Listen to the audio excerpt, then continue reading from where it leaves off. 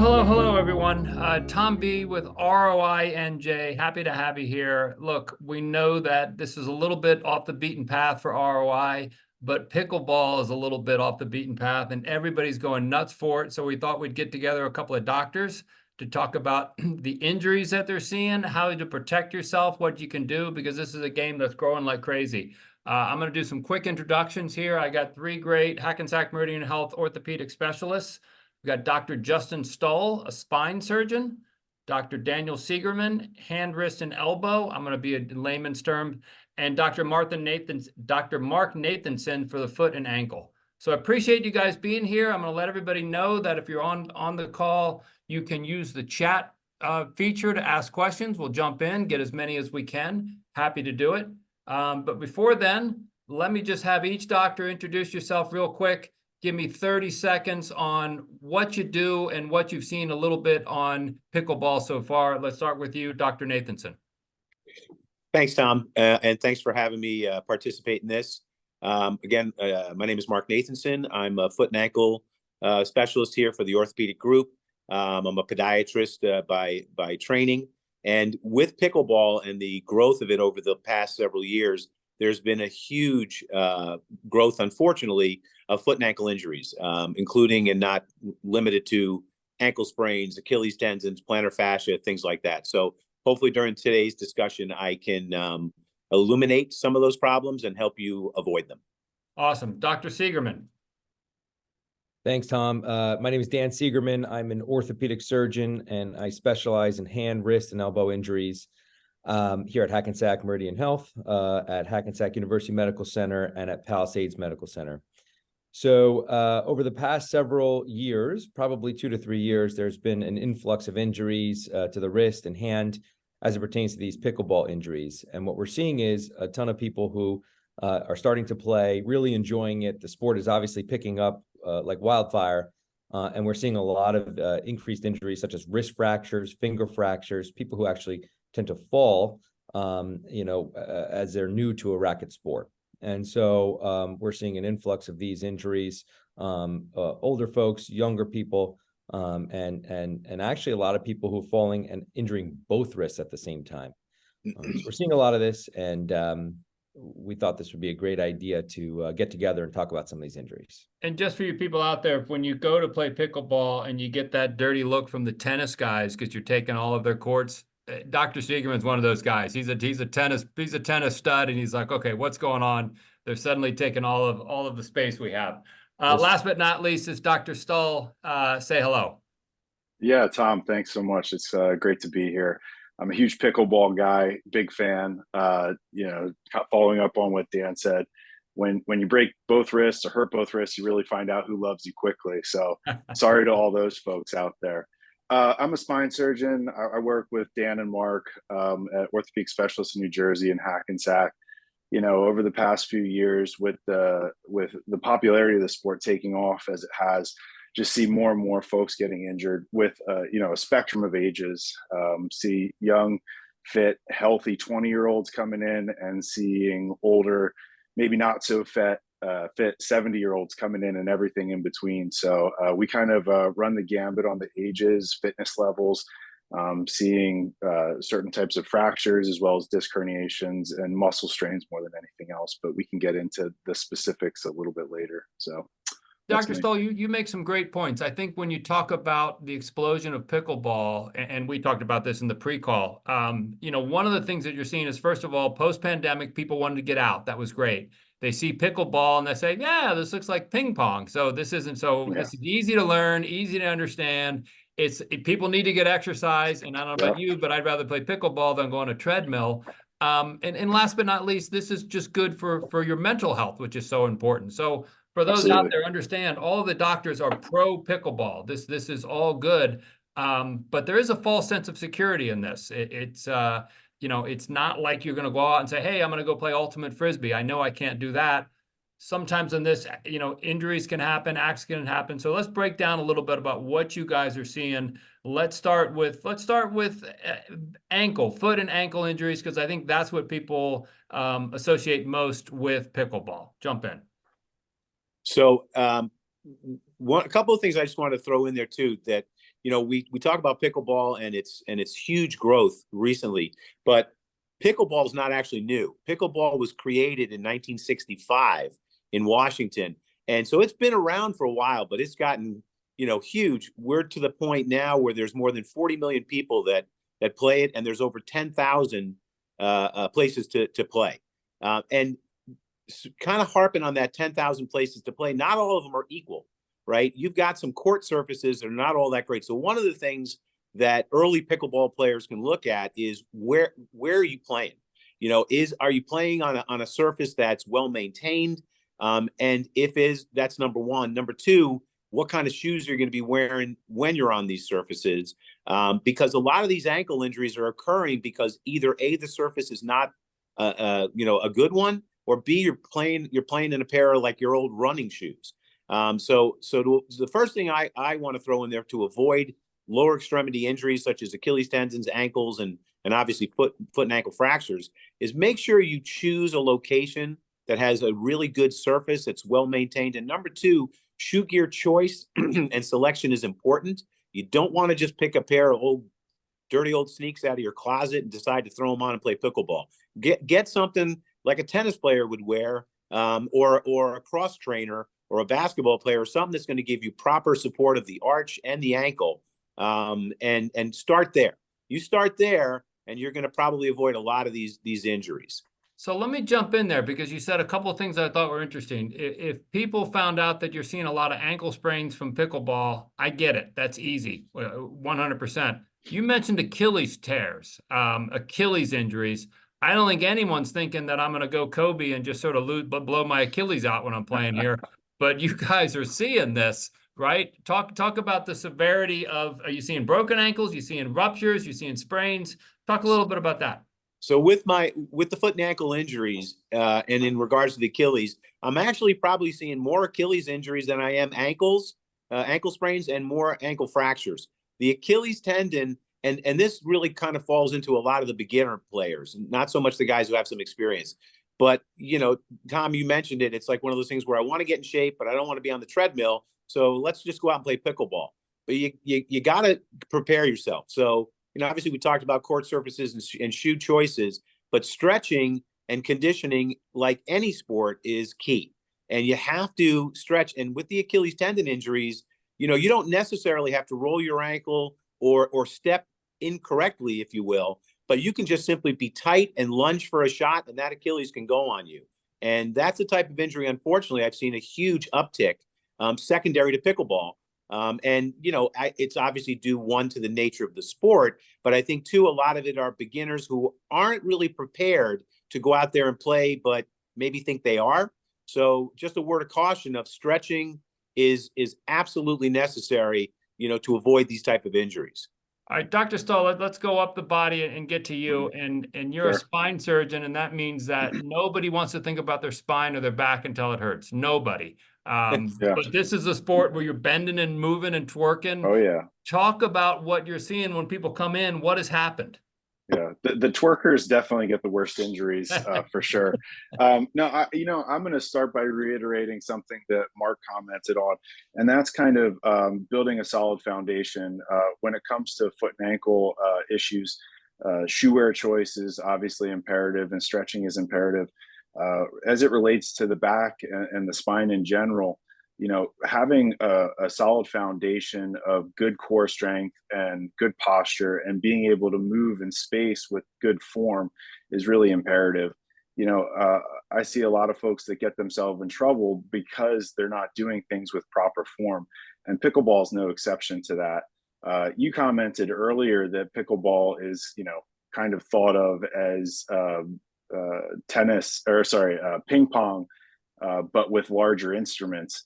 And I would caution people, because even though it may start out with that thought, it quickly devolves into total debauchery and running around and changing directions, and looks more of a sport compared to, or akin to tennis, to give credence to Dan's background.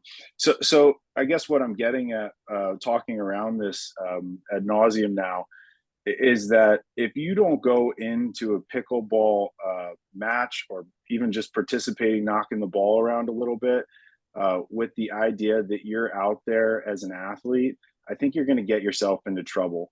And, as I kind of mentioned before, I see a ton of people with muscle strains. And I think that that is primarily based on the fact that they're not warming up appropriately and really giving due diligence to getting your muscles stretched out and warmed up so that you're not suffering an injury like a muscle strain or pull or Achilles tendon rupture. And also, maybe you're going into it straight off of the couch, meaning like chronic couch sitting.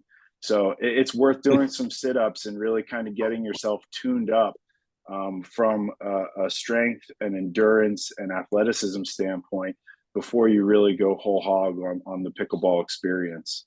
Dude, the reason I'm playing pickleball is because I don't want to do crunchies. I mean, that's the reason. Well, maybe I'll see you in the office soon. All right. So look, you're talking about a pickleball injury. Aside from rolling your ankle, you're seeing that. You're seeing somebody stumbling over something. They're going down. They're reaching out. It's their hand. It's their wrist. It's their elbow. They think they can break the fall. And of course, they're playing on one of Dr. Nathanson's courts. They got cracks everywhere. So Dr. Seigerman, let's talk about, hand, wrist, elbow, all the stuff that you're seeing when people come in. Sure. Yeah. So, we're seeing a ton of it. I want to just go back to your initial point, Tom, and that was we are all very much pro pickleball. Getting people, so three of us now is talking about all the bad things that can happen when you jump on a pickleball court, but we love it because it gets people out. Everything about it is great. True. Social, there's exercise.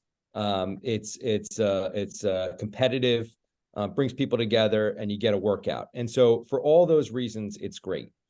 I'm seeing a tremendous amount of people with wrist fractures come into my office, and it's people who are generally healthy. They were on the pickleball court. I see them, direct in their gear coming right to the emergency department or to the office.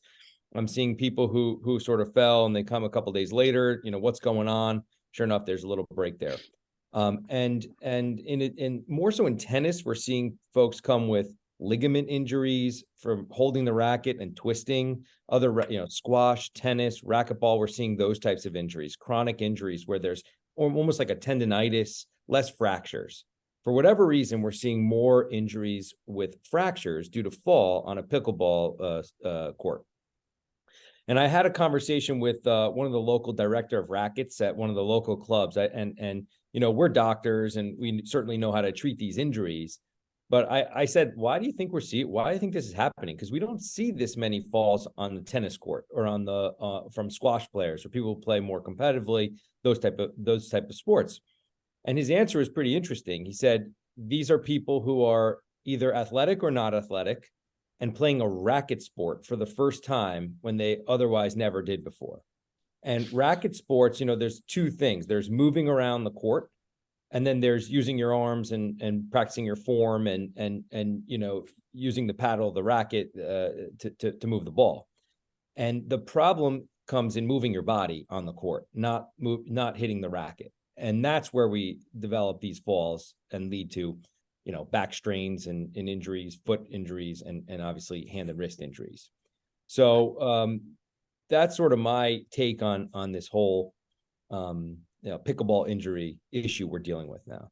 And I'm going to throw one more out there. And I know none of you guys are expert on this part of the body, but also in the pre-call, we're talking about rotator cuff injuries, which is not something that you would necessarily associate. I get it with tennis, right? I was watching Coco this morning. You're going for a serve. It's going to be high, and that's going to be a rip on your shoulder. Again, pickleball is supposed to be, this is ping pong standing up. This is supposed to be, no one's getting a rotator cuff in ping pong, but you're seeing a little bit of that in pickleball.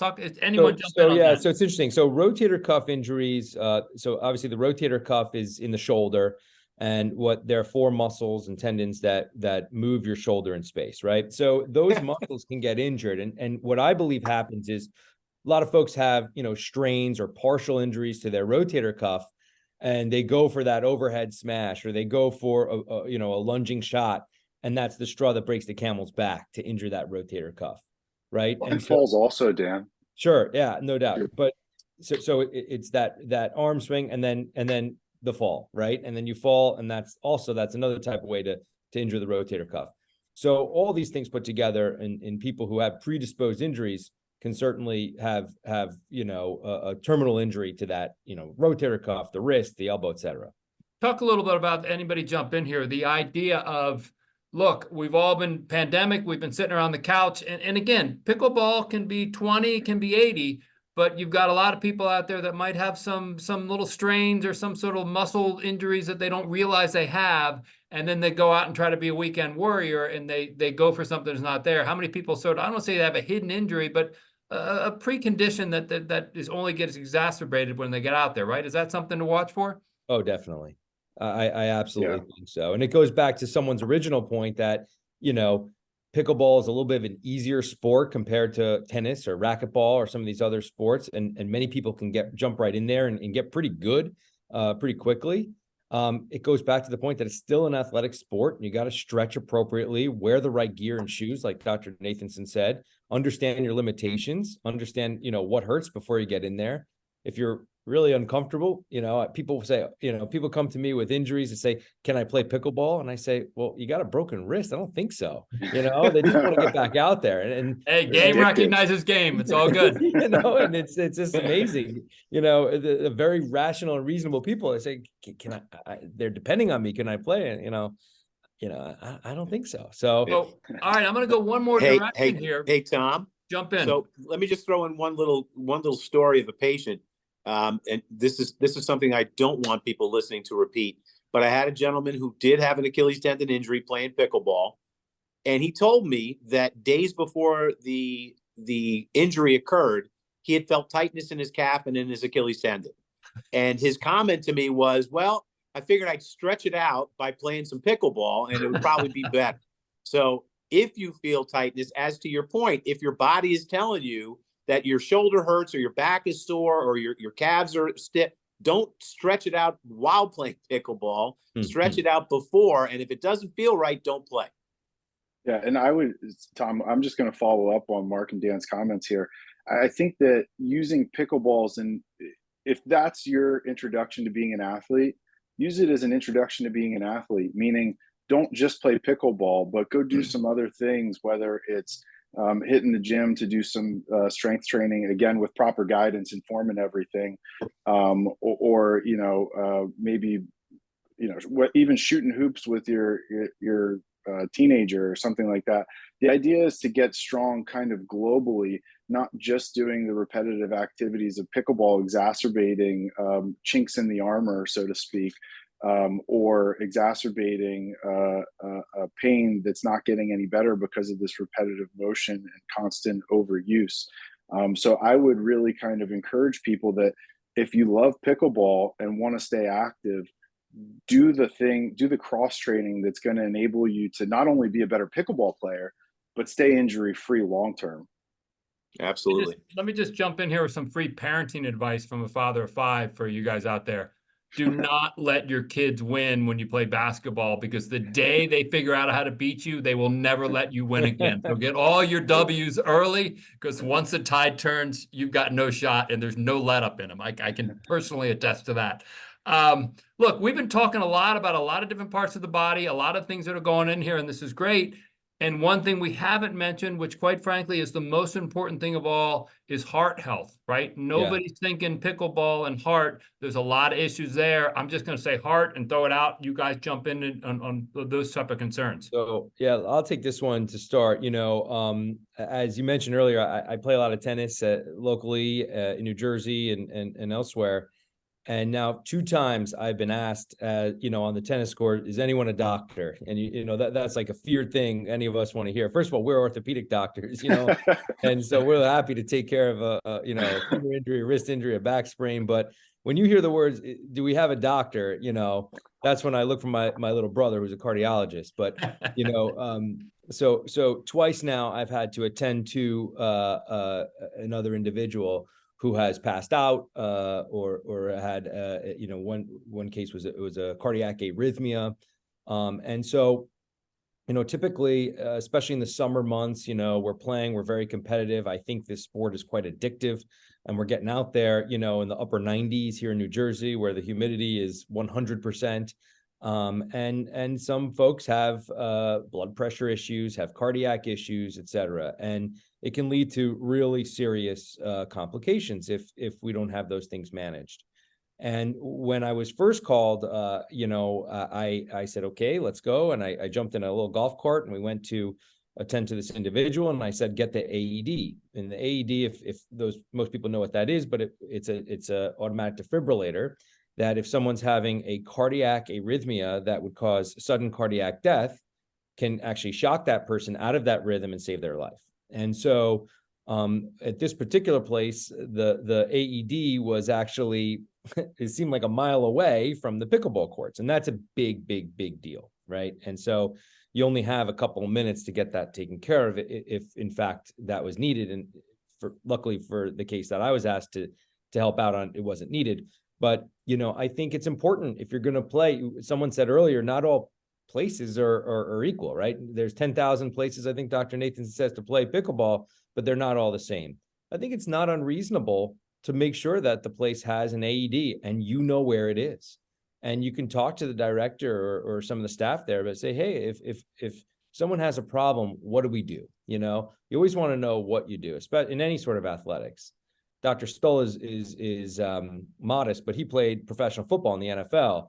Unfortunately, last year we saw when Damar Hamlin went down, they had an action plan, and those athletic trainers saved his life. And it's not, that was on the professional football arena on TV in a perfect scenario, and that gentleman was very, very lucky. We as weekend warriors and local competitive athletes, we also should have that plan. And I think beyond the wrist fractures and Achilles injuries and spinal injuries that we're talking about today, I think this probably is the most valuable information that we can deliver to y'all. Yeah, I agree wholeheartedly. Tom, I would just kind of reiterate one of the things that Dan said, and that's that, number one, if you're playing pickleball, you should know where the AED is, where the defibrillator is located, because if you get into an emergency situation, every second counts. And if you're running around with like a chicken with your head cut off, not knowing where to look, that's wasting valuable time where you could save somebody's life. And the second thing that I would encourage people to do is have a basic understanding for CPR. Obviously, if you can take a course and get that education, that's great. Even if you spend 10 minutes looking online about basic life-saving measures that you can kind of ingrain in your knowledge base, you have the potential to really save somebody's life with that information. So in addition to all the preparation that we're encouraging the pickleball players to do to stay active and healthy, I would also encourage you to spend some time taking a look at how to save a life in an emergency situation. And, hopefully that's information that you never need to use. Potentially it's information that you're using outside of the pickleball court. But if you're able to save your friend or family member, or even a total stranger with that information, I think that's really valuable. So I would encourage people to go ahead and look into that in their spare time. That's great advice for any part of life. Like you said, those aren't just pickleball rules. That's all good. Look, I've got a couple of questions that are coming in here. I'm going to get to them, so please pop them in there. Trust me, those are all good. I want to go to you guys one more time. We talked about the preparation. We've talked about a lot of body parts. We haven't talked about eating and drinking, right? Dehydration's a key issue. Muscle strain's a key issue. Talk a little bit about, hey, someone calls you up and say, let's go pickleball. What do you need to do from a hydration standpoint and from an eating standpoint to make sure that your body's ready for what's going to come? Tom, Dr. Seigerman made a very valid comment at the start of his previous talk, which was, we're in North Jersey, and a lot of times guys are playing during the summer, and it's 90 degrees out with 100% humidity, and you've got to monitor, basically your body temperature, because heat stroke is a problem that we see during the summer with a sport like this. With the choice again of the courts, do you have shade? Is it indoors versus outdoors? And hydration is absolutely key. You have to drink a lot of water, not just during the participation of the sport, but before and after. You have to keep yourself well hydrated. And obviously, diet is important. You're not going to want to put down a plate of spaghetti and meatballs before walking out and playing. Maybe the proper choices of what you eat, prior to and afterwards is important. But hydration is key, and obviously overall temperature of your environment is something you have to keep an eye on. All right, guys, let's go to injury rehab. Well, before we go to injury rehab, let's go to before you go, you want to be a pickleball player. You guys all talked about stretching. Is that when I get there and I lean against the fence and I grab my leg and I pull it up like a hurdler stretch, and we're talking about the game or what happened at work and this and that? Is this a 5-minute warm-up we're talking about stretching, or is this a half an hour warm-up? And is it something I should be doing on days when I'm not playing? I don't think most people understand stretching. I just get a question right here. Any advice to help prevent muscle pulls and strains? And I got a feeling you guys are going to say spend more than 5 minutes stretching. Talk a little bit about, we're pre-gaming here in a different way. Talk about stretching ahead of time. Yeah, I think that's a difficult question to answer, because if you're 14, you probably don't need to stretch at all. If you're 84, you might want to take more than 2 or 3 minutes to do some hip circles. So I think it needs to be tailored to the individual. I think that you need to be able to accelerate and decelerate, meaning sprint and stop, without feeling slow, sluggish, or pain. And so I would spend some time figuring out, for each individual, I would spend some time figuring out what that means for you. I would recommend doing total body stretching, meaning stretch out your calf muscles, stretch out your quad muscles, stretch out your hamstrings, your back, your arms, your shoulder girdle, stretch out your neck, and just doing those, whatever 5 or 10 stretches that I just mentioned, will probably take you 10 or 15 minutes if you're doing them, effectively. But I think to give blanket advice as to take this amount of time per person is a difficult one to do. So let me give you another question you can't answer. And I love talking to football guys, because it's the only sport where when you start, it's 100 degrees, and when you finish, it's 0 degrees, right? It's Right. beautiful nature of the sport. Yeah. Talk about warming up, right? I mean, we just had a cold weekend. Talk about warming up when it's cold versus hot. Are there different stretches to think about as far as warming up that your body's going to react to the temperature differently? Or am I just off on this? I don't know if there's different stretches. Something personally that's always worked for me is, again, using the correct attire, meaning even though I'm going to play pickleball, probably wearing shorts and something lightweight up top, I'll often start warming up with sweatpants and maybe even a jacket on top, just to get that body temperature up and going. I'm also a big fan of dynamic warm-ups, meaning doing some skipping or jump rope or jumping jacks, things like that. So you're actually moving your body in space versus just doing static stretching. There's been some studies that showed that you actually decrease your ability to perform a 1-rep max, whether it's squatting or benching. And I know we're not talking about Olympic lifting, but by doing static stretching, you decrease your ultimate maximum strength. And so I think that although doing static stretching is a good practice, a good exercise, and will help with your flexibility, if you can really get into some dynamic warm-up, I think that it'll be beneficial for you and you'll feel better. So I think that would probably be my recommendation, to at least incorporate into the regimen that you're using to get ready for play. Hey, Tom, if I can add to that, I'm sorry. Go ahead, Dr. Nathanson, you go, and then I'll bring in Dr. I totally agree with Dr. Stull. And, I think there's a little bit of a difference people should understand about stretching versus warming up. And studies have shown that prior to any sport, pickleball is the one we're talking about, stretching is important, but warming up is key. And that dynamic stuff that Dr. Stull was talking about is important. Not just sitting down and doing hurdler stretches or touching your toes or all that, but literally maybe just jogging around the court, jogging, doing a little bit of a sprint forwards, doing a sprint backwards, doing side to side motion. Warm your body up according to the motions that you are going to ask of it during the sport you're going to play. So, and what also studies have shown is after you're done playing, don't just grab your stuff and go home. Take 10 minutes and then do some static stretching then, because your body actually responds better to static stretching after your performance than before. So warm up and stretch before and do static stretching after, and that's where you'll increase your flexibility. Yeah, I totally agree, Mark. I mean, that's kind of what I was going to get at. And in tennis, when we play, even competitively, and you can even watch, the greats, they do this when they start warming up, they just stand at the service line and they play mini tennis for a good 10 minutes. That's a long time until it's super boring. And what you're doing is you're getting your muscle memory back immediately. It's where you are on the court. It's getting your feet in the right position. It's getting your arms moving. And that kind of really helps with your, not only getting those muscles ready, but your spatial orientation, and knowing where you are in space. So I think for pickleball players, a good idea, instead of, going out and slamming the ball back and forth at a high speed, just with people across from you, just take the paddle, take the ball, and just lightly and calmly just start hitting back and forth, not trying to go for any winners, nothing competitive. Get the arms moving, get the feet working a little bit, and accentuate the footwork.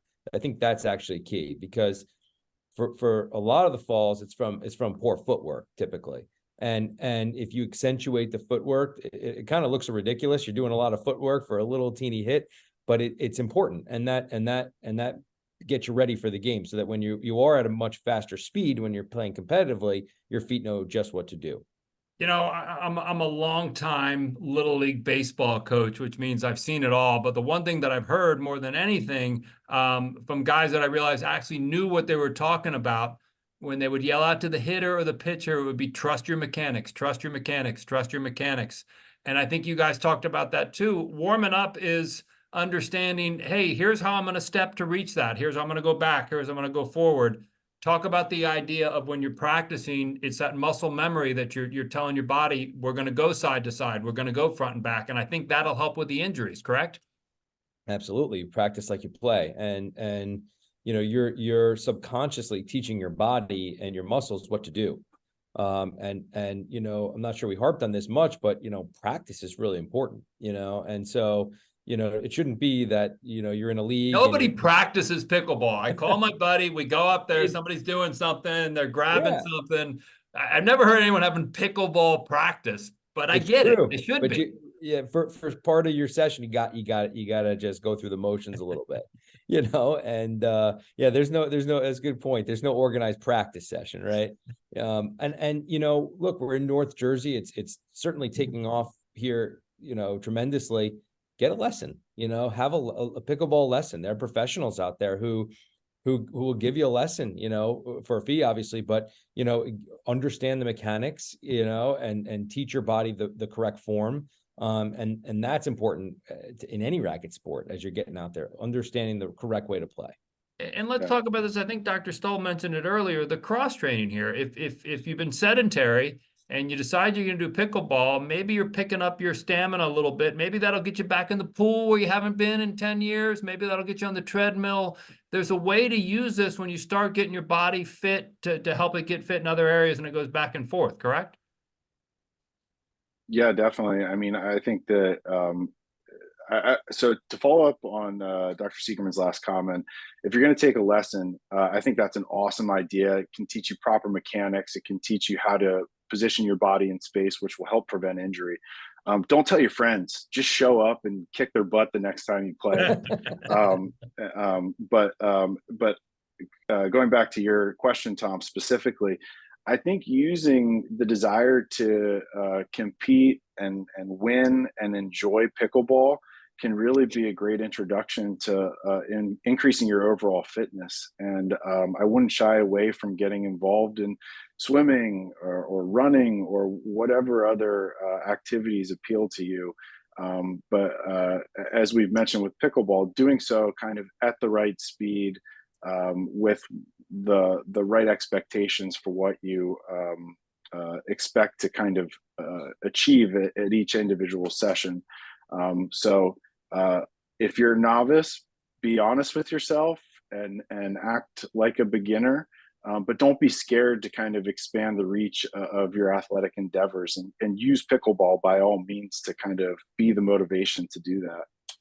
All right, I'm gonna bring everybody a little insights into Dr. Nathanson's room when someone comes in, right? We've never talked, we've never spoken, but I guarantee you this is what happens. Someone comes in, they've got a foot injury, and Dr. Nathanson, you look down and they've got a pair of flats that have no support, and you're like, well, of course you've got an injury. You talked a little bit about it before. the proper shoe, how important is that? And I'm also gonna jump in here because we said this in the pre-call. Don't get a brand new pair of shoes and then wear them the first time out. You need to break them in a little bit. You're the foot guy. Let's talk a little bit about shoes and what you need to do and how you need to prepare, because that's a huge part of this. So you're you're absolutely right. It's not like you have to go out and purchase, $700 pair of shoes to go play pickleball, but you can't just go and grab a pair, like I said earlier, a pair of shoes out of your closet that have been sitting there for a couple of years and you haven't, tried them out, or you use them for gardening and then go play pickleball.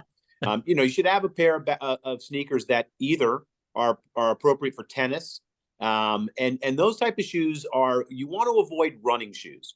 The biggest cause of ankle sprains and sometimes fractures in pickleball is a person playing in a pair of running shoes. Running shoes are meant for forward motion only. They are not meant for lateral motion. And when you wear a pair of running shoes and you move laterally, the chances for an inversion sprain are, huge. And that's what ends up happening is, people have typically a pair of running shoes in their closet. If they don't play basketball or they haven't played tennis, they go play pickleball and they play with a pair of running sneakers on. So don't wear those. Even they could be great sneakers, but they're not meant for lateral motion. So you want something that can do that, which is either a basketball shoe, a cross trainer, or a tennis shoe of some kind.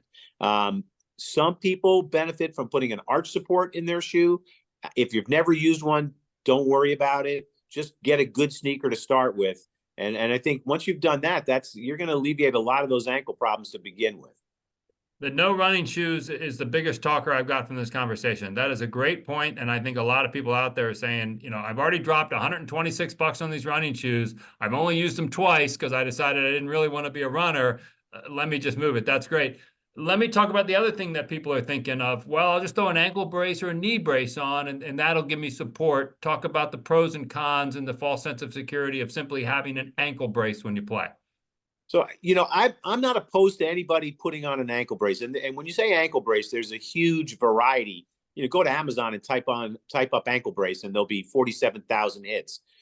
You can go anywhere from these little compression sleeves that you pick up at CVS, all the way up to a sleeve that has stays on either side and Velcro, laces and all that kind of stuff. So an ankle brace, again, I'm not opposed to them. And if you want to grab one, again, from Amazon, there's multiple companies out there that make decent, ankle braces that will support your ankle, but you don't necessarily need them if you have a good shoe. The ankle injuries are not occurring because people are not wearing an ankle brace. The ankle injuries are occurring because you're wearing a lousy shoe or you're playing on a lousy court. Now, once you've had an ankle injury and you come to see one of us, we might put you in a brace. And we usually use an ankle brace that we refer to as a game day that you can use on game day. You can play basketball, volleyball, pickleball in them. So they do make these braces that are relatively substantial, and they're simple to slip on. And listen, if you're really worried about ankle injuries or you've had them in the past and you have what you consider weak ankles, purchase yourself one of these type of braces that you can get on Amazon. They'll cost you about $30. You slip it over your sock. You either lace it up or you strap it up, and they fit comfortably into a sneaker. And if you have a good sneaker and a brace, you're probably going to protect yourself from these injuries. And I don't think that's a false sense of security. I think that's not a bad idea, especially if you do consider yourself an individual with a weak ankle. All right, let me transfer to this idea of where we're going with how quickly I can get out there. If I've never played, it's tough to give a timeline. Is it a couple weeks warm up? The first time I go out should just be a half an hour? Is it trust your body? The weekend warrior types, right? It's no different than I'm going to lay mulch this weekend. I'm going to spend 8 hours laying mulch, and then I'm seeing Dr. Stull because my back's killing me the next day. How much of a ramp up do we need to do to get, again, this is ping pong, right? But people don't realize it. Talk about the ramp up. If you've never really played pickleball, how long is it going to take before you can play an hour? I think Dr. Stull's comment earlier, if you're 14, you probably can get right out there and, compete against the best of them. But, I think you just have to know your body, know your level of athleticism. If you're a tennis player and you're used to being on a racket, kind of surface, a hard surface, or even a clay surface, you might need less time than if you've never held a racket of any type in your hand and now you're learning this sport. The beauty of pickleball is that anyone can pick it up and actually play and play fairly well. And the key is to get there without an injury. So we totally encourage people who have never done any athletics in probably 40 years. This is now a sport that, you know, folks are playing. They're getting really competitive and proficient at, and they can get off the couch and play. And we totally encourage that. If you're in that category, you should spend a couple of weeks really understanding the game, you know, and understanding where you are, et cetera. But if you're, you know, like Dr. Stull and you played in the NFL, it probably needs less time, you know? And so I think understanding where you are and making sure you're totally comfortable and that you feel good and you feel confident when you're out there, I think that's the key. And there's no right answer for anyone. And if you don't know, then, you know, seek professional advice, get a lesson, and that professional will tell you, hey, you're ready, let's go. They're good at that. I appreciate the Blair Witch Project theme that we got going here. That's all good. Let's talk a little bit about, look, you guys are always performing, participating in, reading, studies, data, right? That helps you a lot.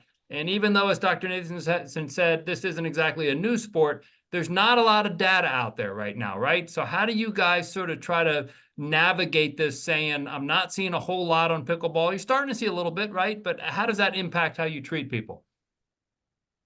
Well, it's an interesting question because a lot of what we do is data driven, right? Like you mentioned, you know, the injuries are not, you know, terribly complicated to deal with. Someone breaks their wrist. Well, there's a strong algorithm of what that means. That can mean that they're going to have a cast or a splint. That can mean that they need surgery, right?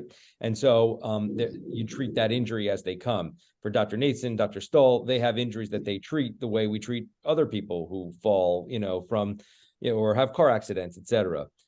The interesting thing, and you know, our practice in conjunction with Hackensack is very much interested and involved with orthopedic research, right? And so we work with the medical school, and we have, all of us have done a fair amount of clinical you know, research.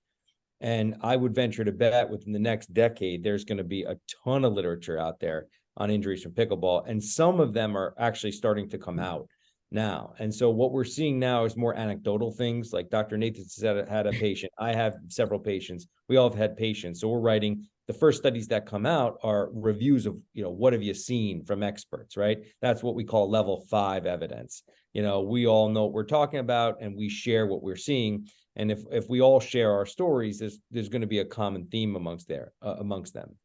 What's going to come out over the next 5 years are really well-conducted studies, you know, where we take, you know, different age bracket people out on a pickleball court and we see how they function and how they perform with good outcome measures.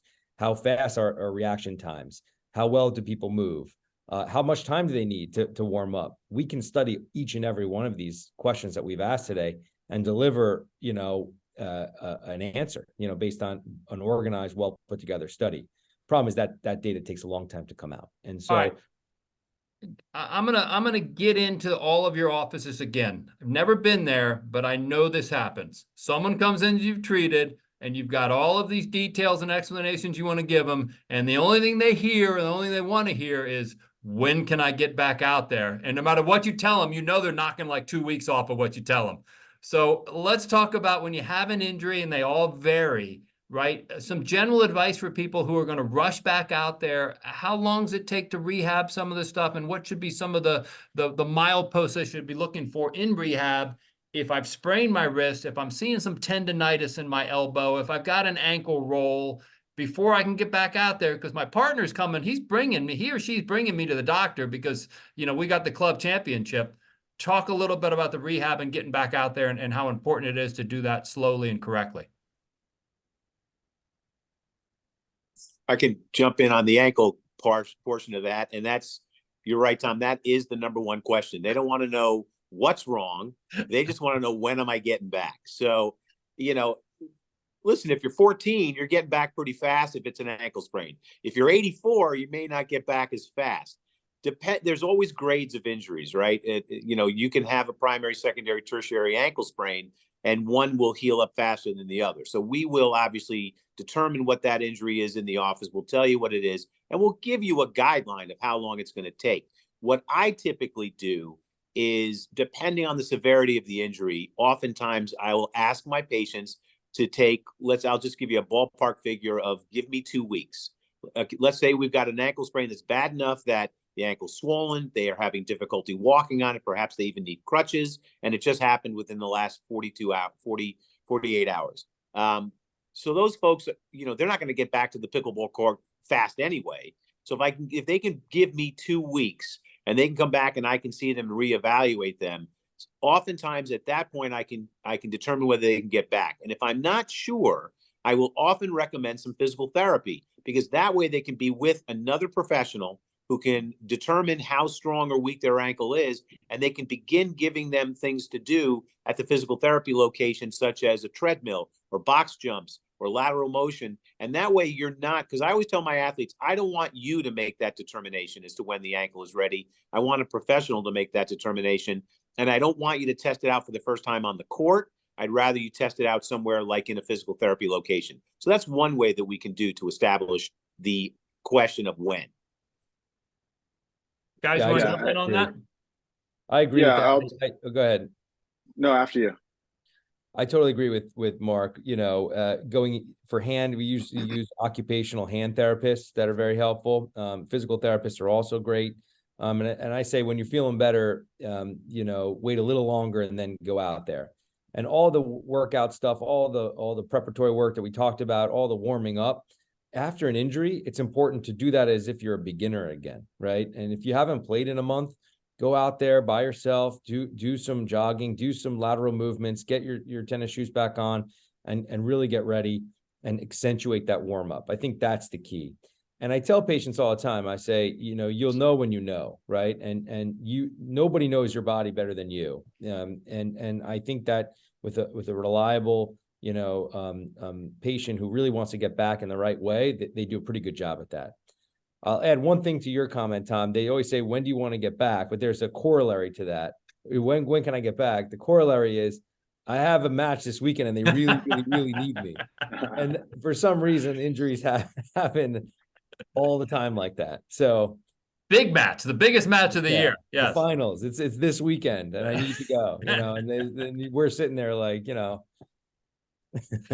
Dr. Stull, jump in there.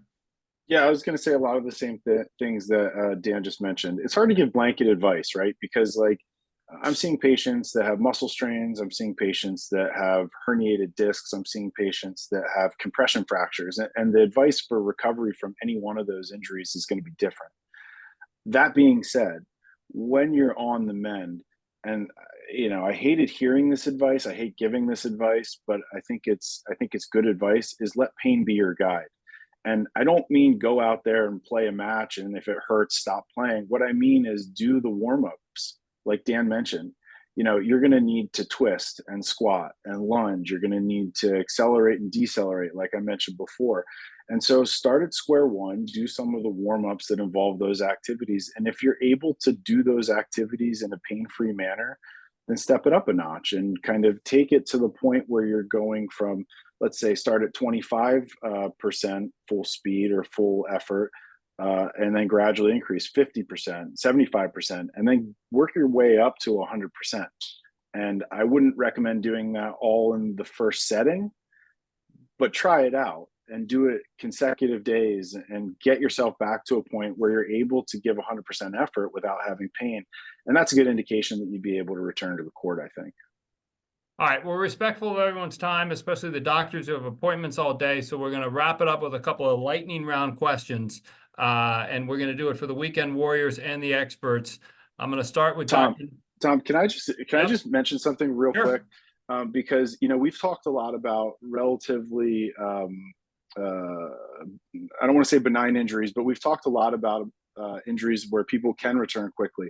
I just want to kind of follow up on the heart issue that we mentioned before and talk about, severe injuries. If you're in severe pain, if you're injured, not hurt, to borrow a term from the movie The Program back in the 90s, if you have something that is debilitating, either because of your functionality or your pain level, don't try to just rub some dirt on it and tough it out. Go see a professional, make an appointment for as soon as you can, or go to the emergency department. People have severe injuries playing pickleball. That's not the norm, but it does happen. Don't brush it off because it's ping pong standing up, to your point. That's a great point. That's a great point. All right, lightning round.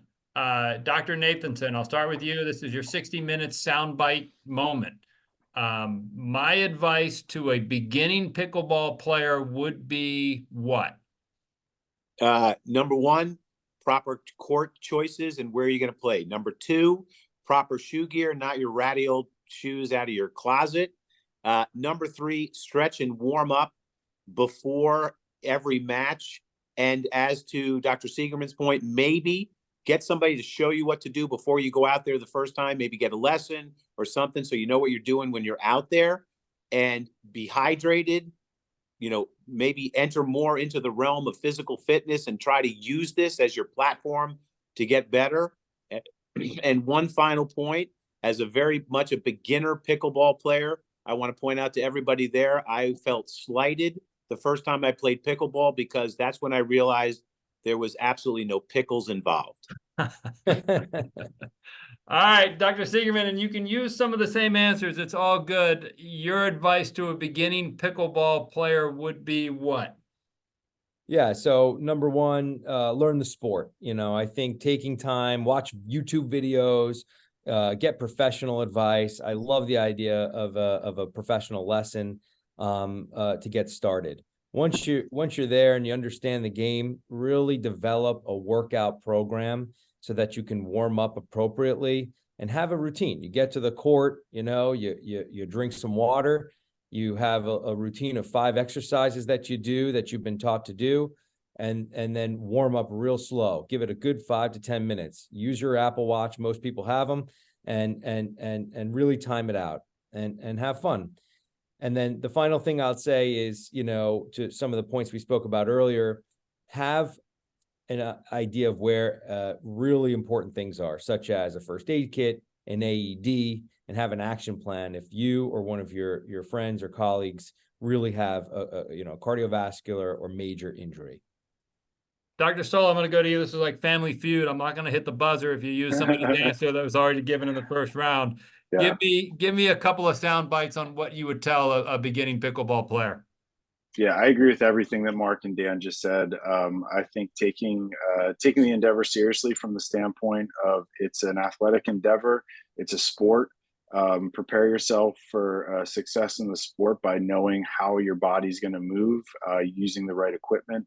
I think Dan's point about knowing where the AED is, having life-saving measures in your back pocket. And I would say that the other thing that is going to really benefit you is use pickleball, or your preparation to play pickleball, as an excuse to get those 6-pack abs, to get rid of that spare tire, and to be able to touch your toes again. Because core strength and flexibility is going to be what prevents most of these injuries from happening. And if you can use your enthusiasm for the sport as an excuse to just generally get in shape and be more fit, not only will you prevent injuries, but you'll get some looks at the swimming pool afterwards too. All right, I've been doing this long enough to know that when you have a mic drop moment, you shut it off right there. That was a great closing line, Dr. Stull. I thank you for that. Dr. Seigerman, Dr. Nathanson, and for everyone out there listening, we appreciate it. There'll be plenty of content online and an ROI from this in the days and weeks and months to come. So for everyone out there, be safe, stretch, get out there, and enjoy the spring and the summer, and go play pickleball.